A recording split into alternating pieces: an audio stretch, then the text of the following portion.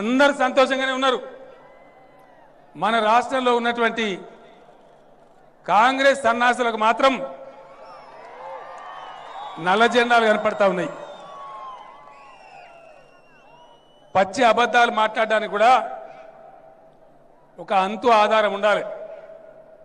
రాజకీయం మాట్లాడినా దానికి అవసరమైన కనీస పరిజ్ఞానం తెలివి ఉండాలి.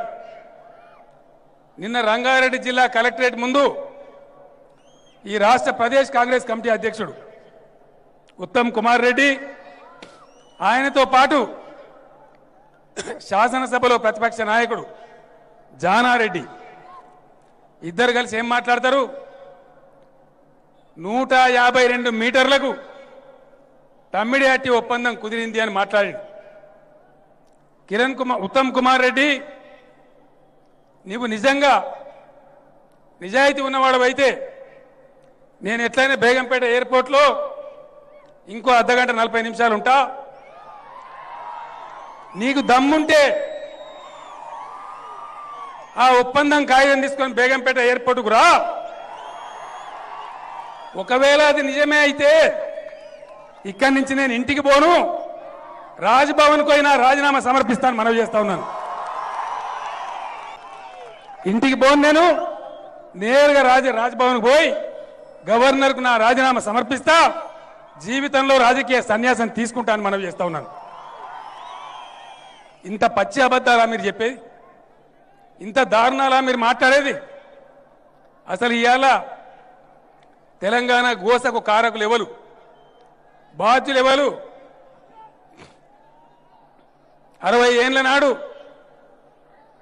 అస్తిత్వంతో ఆత్మగౌరవంతో ఉన్న తెలంగాణ రాష్ట్రాన్ని ఆంధ్రప్రదేశ్ రాష్ట్రంలో బలవంతంగా కలిపిందే మీ కాంగ్రెస్ పార్టీ.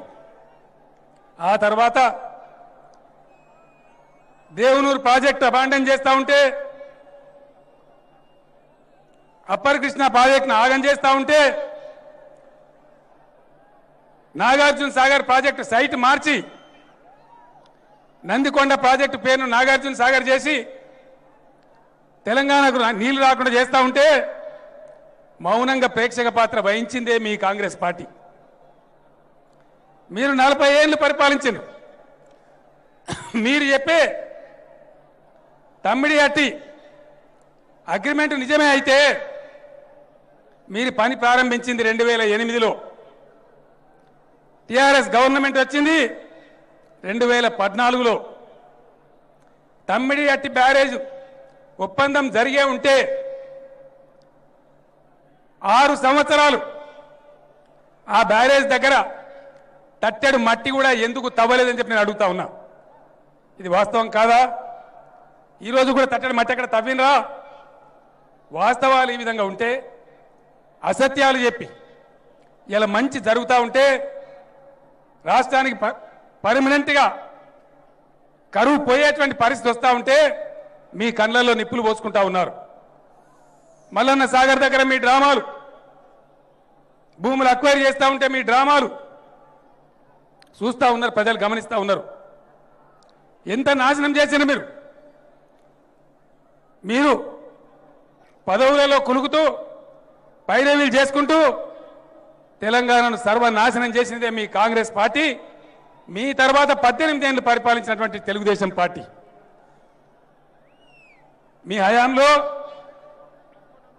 నేను కొన్ని ప్రశ్నలు అడుగుతా ఉన్నా.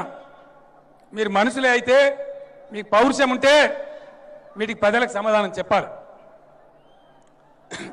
2001లో గులాబీ జెండా ఎగిరే వరకు మహబూబ్ నగర్ జూరాల ప్రాజెక్టు కట్టినా నీళ్లు నింపుకోలేని పరిస్థితి. కర్ణాటక రాష్ట్రానికి కాంపెన్సేషన్ పే చేయలే. గులాబీ జెండా ఎగిరిన తర్వాత మేము దాడి ప్రారంభిస్తే మోకాల మీద పరిగెత్తి కాంపెన్సేషన్ పే చేసినాడు చంద్రబాబు నాయుడు. నాగార్జున సాగర్ ఒకటే ప్రాజెక్టు, కుడి కాలువ మీద లిఫ్ట్లు ఉంటాయి, ఎడమ కాలువ మీద లిఫ్ట్లు ఉంటాయి. కుడి కాలువ లిఫ్ట్లకు అప్పుడు ఆంధ్రప్రదేశ్ గవర్నమెంటే బిల్లు కడితే, తెలంగాణకు బారే ఎడమ కాలువ లిఫ్ట్కు మాత్రం రైతులు బిల్లు కట్టుకోవాలి. గులాబీ జెండా ఎగిరిన తర్వాతనే ఇది ఏం నీతి, ఇంకా ఎందుకు ఉండాలి తెలంగాణ ఆంధ్రప్రదేశ్లో అడిగితే అప్పటికప్పుడు అగమేఘాల మీద జీవోలు ఇష్యూ చేసి ఎడమ కాలువ బిల్లు కూడా ఆనాటి ప్రభుత్వం మెడలు వంచి ప్రభుత్వంతో కట్టించింది టీఆర్ఎస్ పార్టీ, తెలంగాణ ఉద్యమ పార్టీ. అప్పటిదాకా మీరు ఎందుకు మౌనంగా ఉన్నారని నేను అడుగుతా ఉన్నా. మీరు నిజంగా దమ్మున్న వాళ్ళే అయితే, మీకు నిజాయితీ ఉంటే ఈ దుస్థితి తెలంగాణకు ఎందుకు వచ్చేది? అసలు గులాబీ జెండా ఎందుకు పుట్టేది? 610 జీవో కూడా సమాజం మర్చిపోయేటట్టు మీరు చేసినారు. ఏ ఒక్క విషయంలో కూడా మీరు కలిసి రాలే. టీఆర్ఎస్ ఉద్యమం పుట్టిన తర్వాత టీఆర్ఎస్ ఎమ్మెల్యేలను రాజశేఖర రెడ్డి ఆగం చేస్తూ ఉంటే టీఆర్ఎస్ను విచ్ఛిన్నం చేయాలని, ఉద్యమాన్ని ఊడగొట్టాలని చంద్రబాబు నాయుడు రాజశేఖర రెడ్డి ప్రయత్నం చేస్తూ ఉంటే మీరు పదవులలో ఉన్నారు, వాళ్ళ పంచలో పడి బతికినరు. కానీ మీకు పౌరుషం రాలే. అనేక విషయాల మీద టీఆర్ఎస్ పోరాటం చేస్తుంటే సమైక్య పాలకుల సంఖలో దూరి మమ్మల్ని ఎగతాళి చేసిన మీరు ఎన్నో సందర్భాలలో. ఢిల్లీకి పోయి మాకు అభివృద్ధి ముఖ్యం కాదు, అభివృద్ధి ముఖ్యం, తెలంగాణ ముఖ్యం కాదని గండ్ర వెంకటరమణారెడ్డి తదితర ఎమ్మెల్యేలను వైఎస్ పంపిస్తే ఆ కాంగ్రెస్ హైకమాండ్కు మెమోరాండాలు ఇచ్చిన మొఖాలు మీవి. మీరా ఈరోజు మాట్లాడుతున్నారు? మీరేనా ఈరోజు మాట్లాడేది? మీ హయాంలో తెలంగాణకు న్యాయం జరిగి ఉంటే మీరు చెప్పినటువంటి 98 లక్షల ఎకరాలకు నీళ్లు వచ్చినుంటే ఎక్కడికి పోయినాయి? పిట్టలు తాగినాయా, కాకులు తాగినాయా? 98 లక్షల ఎకరాలు పారితే ఈరోజు తెలంగాణ ఉద్యమం అవసరం ఎందుకు ఉండేది? వాస్తవాలను ఈ విధంగా ఉంటే అవాకులు చెవాకులు బేల్తూ మీరు మాట్లాడుతూ ఉన్నారు. 2 సంవత్సరాలుగా ఈ రాష్ట్రంలో చరిత్రలో ఎప్పుడు లేని విధంగా పూర్తి అవినీతి రహితమైన పాలన జరుగుతూ ఉంది. అది ప్రజలందరూ హర్షిస్తూ ఉన్నారు. మన ప్రధానమంత్రి గారు కూడా చెప్పినారు. దీన్ని చూసి ఓర్వలేక ప్రాజెక్టుల ఎస్టిమేట్ పెరిగింది, అవినీతి ఉందని మాట్లాడుతూ ఉన్నారు.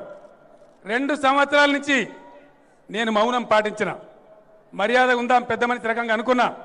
కానీ ఉత్తమ్ కుమార్ రెడ్డి అండ్ కంపెనీ, మీ చిక్కిరి బిక్కిరి ప్రజలు చీదరించుకున్నటువంటి తెలుగుదేశం కంపెనీ ఈ కాడి నుంచి మీ మీద కేసులు పెట్టబోతా ఉన్నాం. జాగ్రత్త, రుజువు చేయాలా లేకపోతే జైలు కూడా తినాలని మనవి చేస్తా ఉన్నా. I'd like to start by telling you about my own little musical career. Very short-lived musical career. It was the second or third day of high school when my entire class was called into the common room.